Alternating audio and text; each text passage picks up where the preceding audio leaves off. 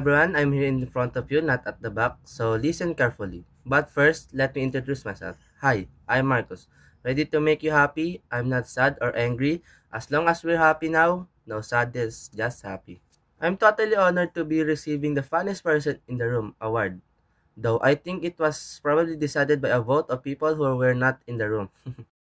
And to everyone here tonight, let's keep making people laugh because if we can make someone smile on a tough day, that comedy is doing its best job. Big thanks to my team who put up with my crazy ideas, my family who laugh at my jokes even they are not funny, and Rafain, my constant companion on late night rotting binge. You know, comedy is like trying to hit a moving target while blindfolded.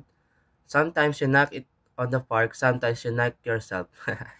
Oh, and one more thing. If you see me at the street tomorrow, don't try to make me do a stand-up. Beat on the spot. I've got nothing left after tonight. I want to dedicate this to everyone who's ever bumped a stage. You're not alone. We've all had those. What was I thinking? Thank you everyone. Let's keep laughing.